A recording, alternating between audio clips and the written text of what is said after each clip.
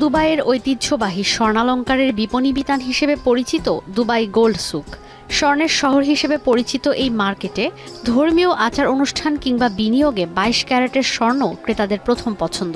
তবে স্বর্ণের দাম আউন্স প্রতি স্বর্ণকালের সর্বোচ্চ $৩,৪০০ পৌঁছানোয় গ্রাহকরা ঝুঁকছেন ডায়মন্ড আর হালকা স্বর্ণের গহনার দিকে।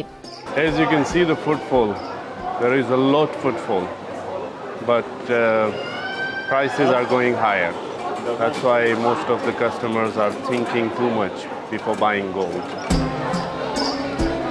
বছরের শুরু থেকে বিশ্ববাজারে স্বর্ণের দাম ছিল ঊর্ধ্বমুখী।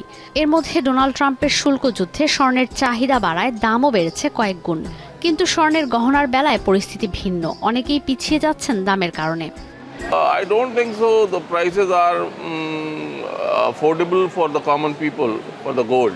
If a person is in the market to buy 24 carats and the prices are not affordable for him or for her, he can definitely go for the option of 22 carat or 18 carat. That will be the only option, I think. Actually, nowadays gold is very expensive, so it is a little bit tough to afford. So I think it's better to go with diamonds. It is more affordable than golds. World gold council বলছে, দুবাইয়ের মতো বিলাসবহুল market থেকে একদিকে বিনিয়োগের নিরাপদ মাধ্যম হিসেবে মানুষ স্বর্ণ কিনছে, অন্যদিকে স্বর্ণের গহনার চাহিদাও কমছে। দুবাইয়ের স্বর্ণের বাজার গেল ৮০ বছর ধরে ক্রেতাদের চুম্বকের মতো আকর্ষণ করে আসছে।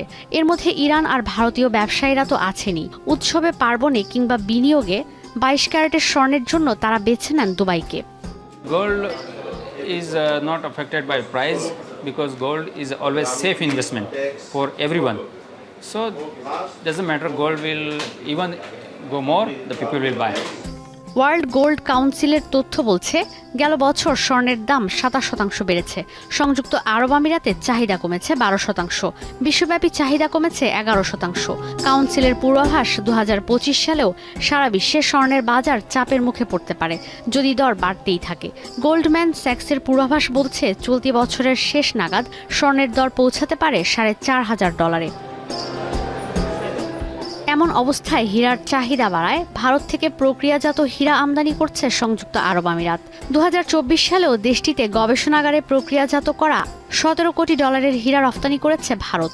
বিশ্বব্যাপী ডায়মন্ডের গহনা থেকে ২০৩০ সাল নাগাদ $২০০ কোটি আয়ের লক্ষ্যমাত্রা নির্ধারণ করেছে দুবাই।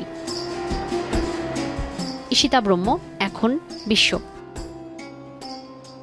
শাইনি চুলে এখন হবে সব হেয়ারস্টাইল। সিল্কোর দ্বিগুণ শাইনি চুল প্রতিদিন।